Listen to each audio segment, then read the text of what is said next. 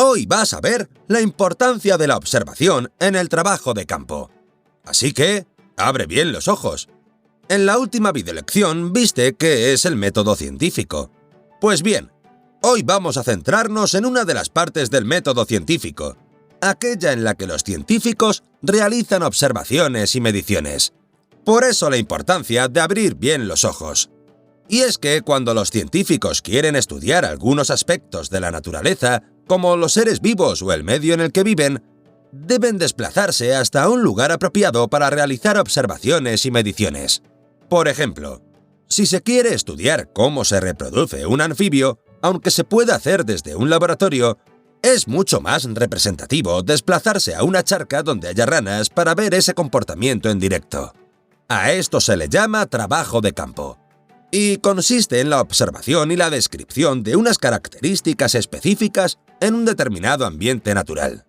Bien, pues teniendo claro en qué consiste el trabajo de campo, vamos a ver cómo se hace. El trabajo de campo puede limitarse a la observación directa, que muchas veces puede ser una buena fuente de conocimiento. No obstante, es importante tener un esquema previo de lo que se pretende conseguir con la observación, y para obtener de manera correcta la información que se necesita, tienes que tener en cuenta las variables. Por ejemplo, en el caso de querer estudiar la reproducción de los anfibios, antes del trabajo de campo hay que tener en cuenta estas variables: dónde está el hábitat del animal, cuántas horas de luz hay disponibles, la temperatura, qué otros animales pueden aparecer. Otro ejemplo más familiar de un trabajo de campo es cuando vas de excursión y construyes un herbario. Es decir, que vas apuntando en una libreta las plantas que te vas encontrando y sus características.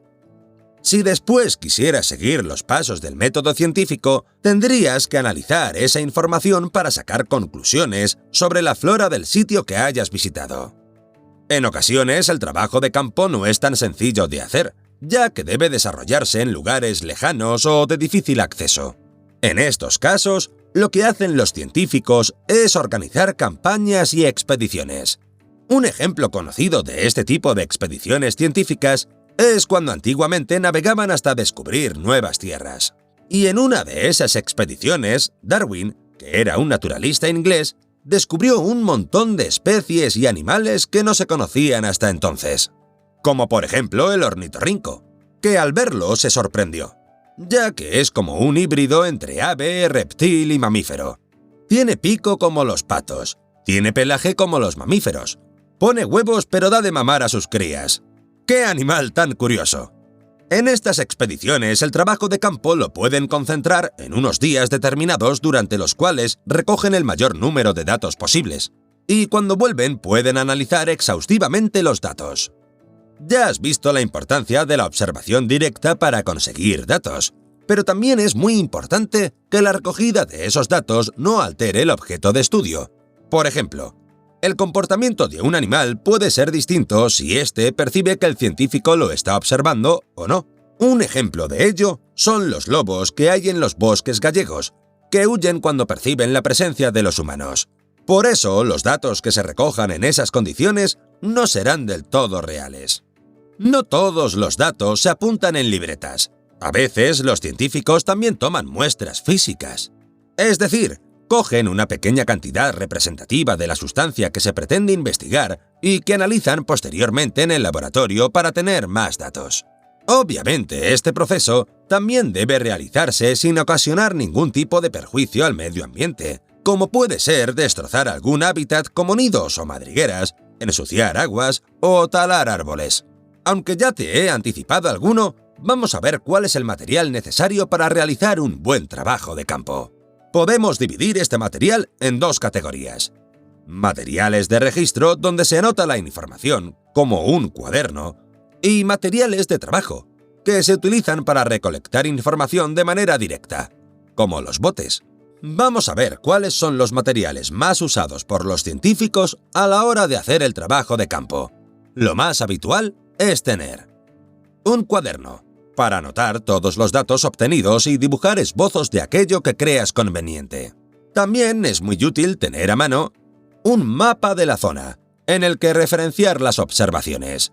Muchas veces las condiciones cambian en función del lugar y la información es distinta. Por ello, hay que referenciar los datos obtenidos con el lugar y la fecha. Así evitas sacar después conclusiones equivocadas. No hay que olvidarse de tener una cámara fotográfica, que pueda ayudar a recrear la zona estudiada una vez se haya abandonado. No viene mal tampoco tener frascos para guardar muestras.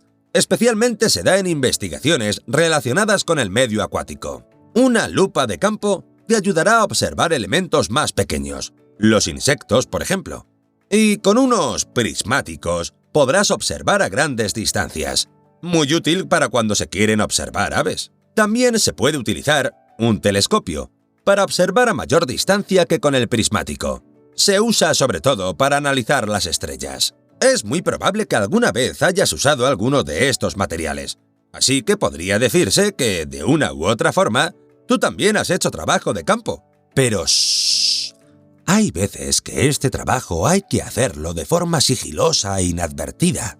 Si piensas en la ciencia de la naturaleza, en la que esto es imprescindible, te darás cuenta de que siempre que haya seres vivos involucrados, hay que hacer una observación de forma más cuidadosa, ya que podrían asustarse o variar su comportamiento al verte. Si te acuerdas de la videolección 1, la biología y la zoología son las ciencias que estudian los seres vivos. Así que ya sabes cómo hacer trabajo de campo, pero cuidado cuando haya animales de por medio. En resumen, el trabajo de campo es una forma de trabajar que emplean los científicos en la fase de observación del método científico. Hoy la has conocido en profundidad, viendo cómo se desarrolla, con qué materiales y algunos ejemplos para entender mejor este modo de trabajo. Ahora no te olvides de hacer el test.